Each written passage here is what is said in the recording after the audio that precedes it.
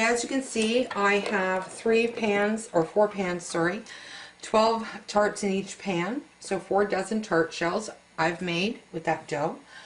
Alternatively, if you want to go a shortcut, you can use Tender Flake. It's 18 mini tart shells, and these work just as great. If you're in a pinch and don't want to make the shells yourself, by all means, try the Tender Flake. They're actually quite good. Okay, so now we're going to make the filling for the tarts. So for this, we're going to crack 4 eggs. And if you're wondering why I'm throwing them in the sink, it's because there's a carburetor there for them to go down.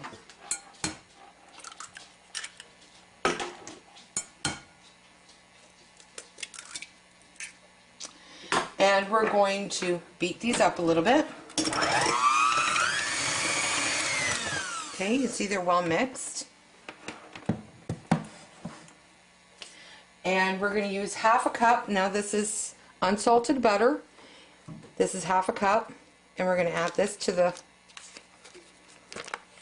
And it has to be room temperature.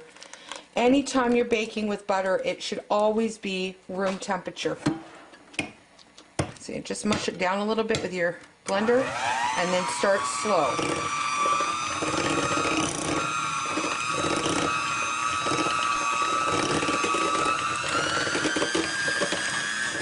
So as you can see, it's chunky, but it's blended in there enough for what I'm doing. Now we're going to add 2 cups of packed brown sugar.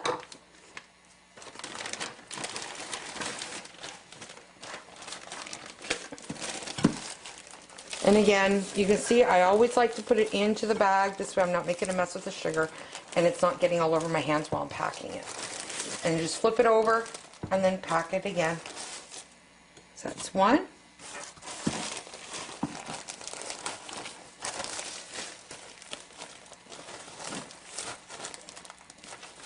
You don't want to pack it so hard, you know, be a weightlifter and do it. Just push firmly on it. And that's 2. And again, you keep your sugar, brown sugars, well sealed so that moist air doesn't get to them to make them harden.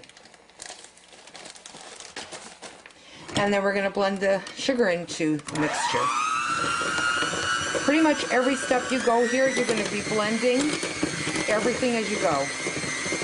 And as you can see, the butter's now starting to get smaller, combine itself. Using a spatula, make sure you push down on the sides to make sure that nothing is stuck and it's all being mixed right. Just be careful not to get your spatula caught into your blender. Now this is your base for your butter tarts. That is just your base. Now the last thing you're going to add to it, well actually not last, you're going to add a 1/4 cup of corn syrup.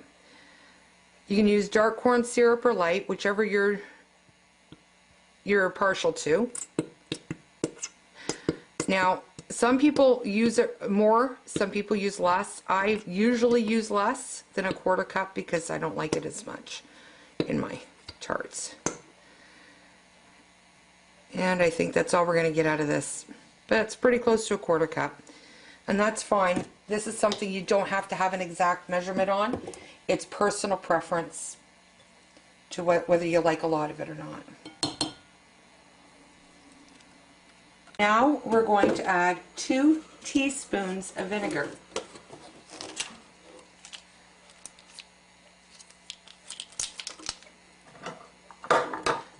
I don't recommend pouring the vinegar into the spoon over the bowl in case you spill. Always do it over a cup. See? 1, 2. And see that extra I would have spilt right into the cup. Now we're just going to blend this up one more time. Now there's 2 variations you can have with this. I like to put raisins and walnuts in my tarts, but unfortunately my family is not a fan of walnuts. So I'm going to put 1 cup raisins. And I'm using Sun-Made. I usually use golden raisins instead of such dark ones. But you can use whatever you like. Again, it's personal preference. So what I'm going to do right now is just... Now see, to me, that's not very many raisins. So I'm going to add another cup to it.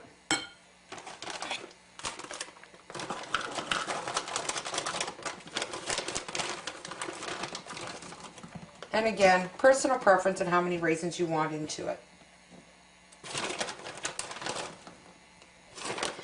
If you're using any kind of raisin that is a little bit on the hard side, you can pre-soak them in hot water in a bowl and then drain them and then add them to your mixture.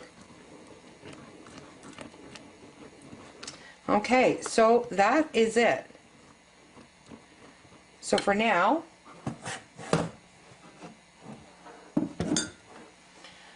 what we're going to do is take a small cup and we're going to move over to the tarts. This cup is a little big, so we're going to use a spoon.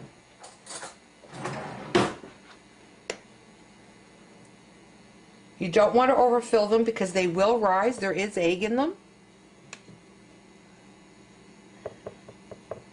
About 2/3 up. And if you drop any on the outside of the pan, just make sure you wipe it up because it will bake onto the pan. So I'm going to make half of the batch with just raisins. Once I'm done adding this to 2 of the pans, then I will add about a cup of crushed walnuts into it, or finely chopped nuts, to add a variation. This way everybody's happy. I'm happy with my walnuts and my family's happy with just the raisins.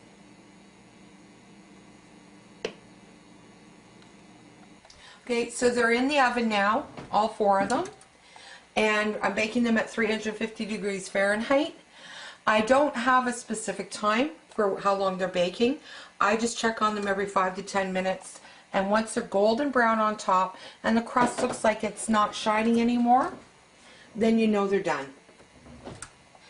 Now, as you can see, I'm using the Tender Flake miniature tarts because I have an excess amount of filling and I just don't have enough dough of the homemade one. So that's fine. That's what this is for. When you're running out, just you go with the flow, right? So I'm just going to fill these up and then I'm going to put these in the oven after the other ones come out. Okay, it's been about 15 to 20 minutes and I've been checking on them every 5 minutes, and as you can see, they're golden brown. So we're going to pop them out of there, and see, I overfilled some of them so they leaked out, but that's okay.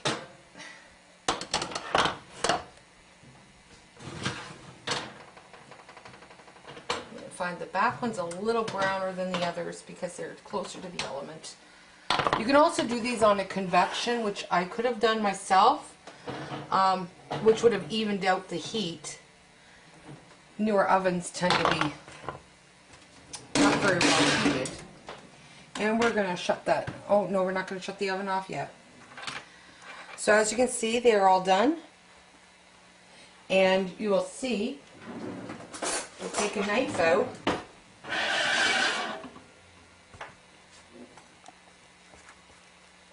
Pop right out. And see, they're like very lightly golden brown.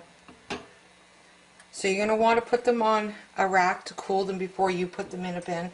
And again, these can be frozen. So again, you put them in a container of your choice. Layer the bottom with wax paper. Layer these a single layer. Put another layer of wax paper and repeat it until it's to the top. Then another wax paper on top. And then seal it and then throw it in the freezer. About 3 months they will stay in the freezer for. Some of these that are leaked, they're going to be a little harder to get out.